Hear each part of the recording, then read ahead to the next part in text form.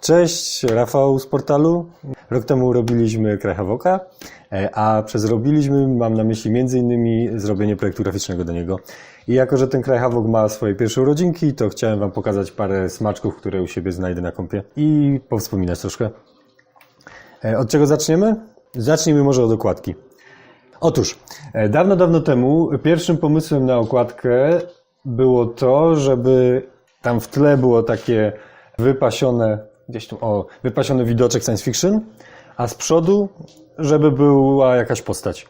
Zasadniczo mieliśmy taki pomysł, żeby ta gra wyglądała jak taki klasyczny produkt strategiczny, tak? Klasyczna gra strategiczna, więc tak jak nie wiem, w StarCraftie, Warcraftie na początku musi być, z przodu musi być jakaś postać. I to jest taki pierwszy mock-upik na grafach z internetu. Swoją drogą zgłosiliśmy się później do artysty od tego właśnie robota. On się bodajże nazywa Łukasz Poduch. I on nam zrobił tego Marinesa, co nam tak stoi i straszy nas karabinem, czyli jest przedstawicielem ludzi. Natomiast w trakcie prac okazało się, że jednak pójdziemy krok dalej i zrezygnujemy z tego widoczku i będziemy chcieć dokładnie tak, jak to było w StarCraftie, po prostu postać. Zamówiliśmy ją u grafika i kurczę, dostaliśmy ostatecznie coś takiego i byliśmy mocno niezadowoleni. Bo to było takie szaro-burę i takie brązy, a my od czasów dziedzictwa już niespecjalnie z tymi brązami jesteśmy skolegowani. Zapłaciliśmy za to słoną kasę i nie użyliśmy jej, to jest pierwszy raz, kiedy w ogóle pokazuję publicznie tą grafikę. No i to jakby poszło do kosza, nie? A później trzeba było wdrożyć plan awaryjny.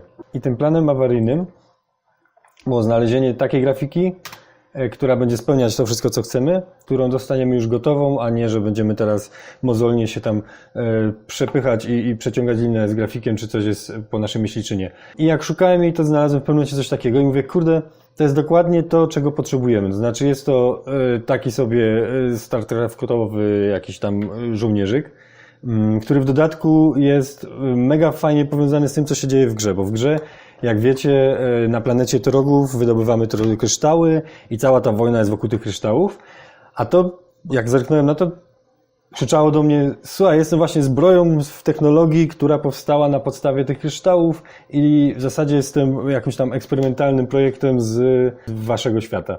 No więc kupiliśmy tą grafę i ona nam zrobiła dużo pozytywnych rzeczy.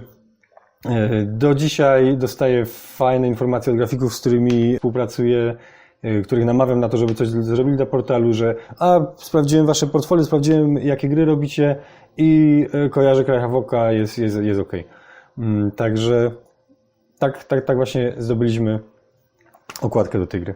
Swoją drogą pamiętam rok temu, to już będzie 1,5 roku temu, jak była decyzja, że będziemy w ciągu następnych 2 lat wydawać 3 gry science fiction.